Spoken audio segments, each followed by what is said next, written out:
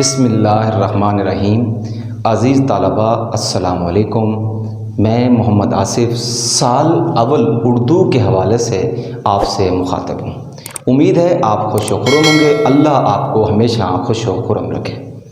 آج ہم عزیز طلبہ حصہ معروضی کو دیکھیں گے۔ جیسا کہ آپ جانتے ہیں حصہ معروضی 20 نمبروں پر مشتمل ہے اور اس کے 4 حصے ہیں۔ آج ہم اس کے حصہ بے کو دیکھیں گے جو کہ ہے ادبی اصطلاحات۔ عزیز طلبہ 4 آپشن دیے ہوں گے، ایک سٹیٹمنٹ ہوگی، درست جواب کو ٹک کرنا ہوگا۔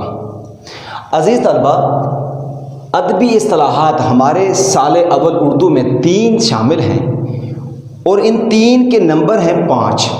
تو آپ نے غور سے سمجھنا ہے، غور سے دیکھنا ہے تاکہ آپ کی یہ ادبی اصطلاحات مکمل ہو جائے۔ عزیز طلبہ سب سے پہلے یہ سمجھنا ضروری ہے کہ ادبی اصطلاحات کیا ہوتی ہیں۔ اصطلاحات جمع ہے اصطلاح کی، جسے انگلش میں ٹرمنالوجی کہتے ہیں۔ ہر زبان کی اپنی ٹرمنالوجی ہے، ہر مضمون کی اپنی ٹرمنالوجی ہے۔ کچھ الفاظ ہیں جو فزکس، کیمسٹری، بیالوجی، میتھ میں خاص معنوں میں استعمال ہوتے ہیں۔ میں بھی عام زندگی میں ان کا مطلب کچھ اور ہو، لیکن جیسے ہی فزکس، کیمسٹری، بیالوجی، میتھ میں وہ الفاظ استعمال ہوتے ہیں تو وہ خاص معنی دیتے ہیں۔ بات کو دوبارہ سمجھیے، ایسے الفاظ جو خاص جگہ پر خاص معنی دیں اسے ہم اصطلاح کہتے ہیں۔ جو نثر میں استعمال ہوتی ہیں انہیں ادبی اصطلاحات کہتے ہیں، جو اشعار میں استعمال ہوتی ہیں انہیں شعری اصطلاحات کہتے ہیں۔ عزیز طلبہ میں آپ کو ایک سادہ سی مثال سے سمجھاتا ہوں۔ میں کالج یونیورسٹی میں کھڑا ہوں اور کہتا ہوں پرچہ ہو گیا ہے، اس کا مطلب کویشچن پیپر یا آنسر پیپر۔ اگر عزیز طلبہ میں تھانے کچہری میں کھڑا ہوں اور کہتا ہوں پرچہ ہو گیا ہے، اس کا مطلب FIR۔ دیکھیں لفظ ایک ہے لیکن جیسے ہی جگہ تبدیل ہوئی تو اس کا مفہوم تبدیل ہو گیا۔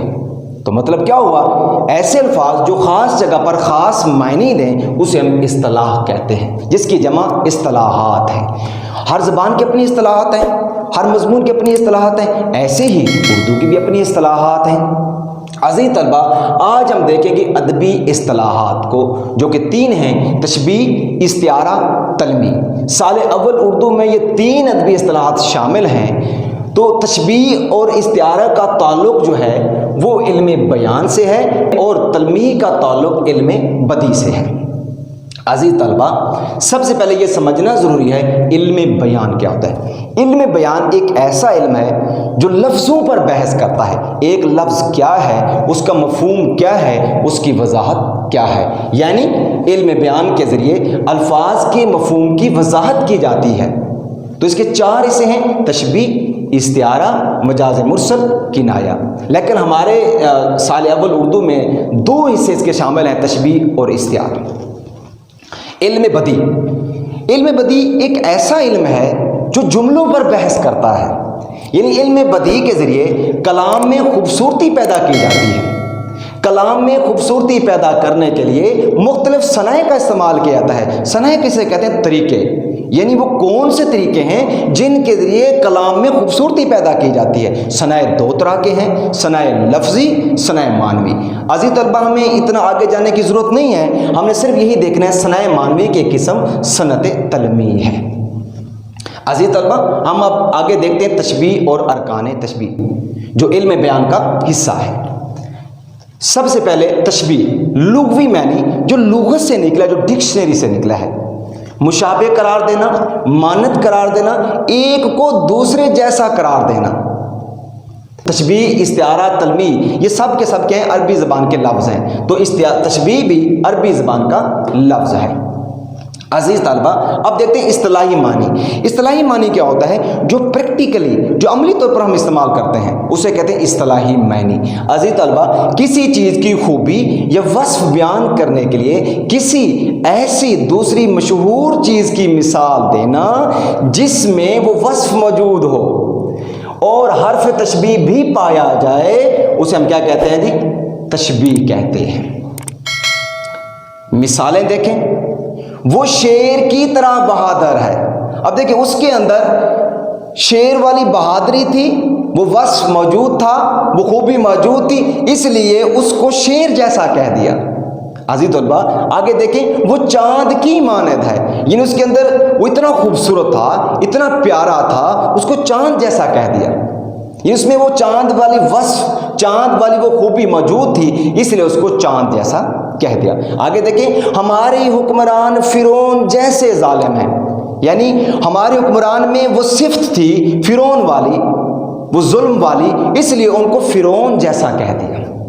अज़ीज़ तलबा एक शेरी मिसाल भी देखें हज़रत इकबाल की, जहाँ में अहले ईमान सूरत खुर्शीद जीते हैं, इधर डूबे उधर निकले, उधर डूबे इधर निकले।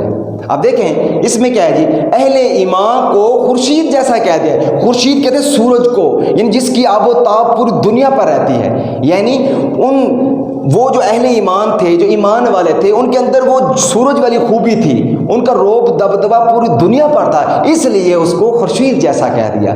ये है तशबीह। अज़ीज़ तलबा अरकान तशबीह, पहला जी मुशब्बा, मुशब्बा बह, हर्फ तशबीह, वजह शुबा, गर्ज़ तशबीह। अज़ीज़ तलबा मुशब्बा जिसकी बात की जाए, मुशब्बा बह जिससे मिसाल दी जाए।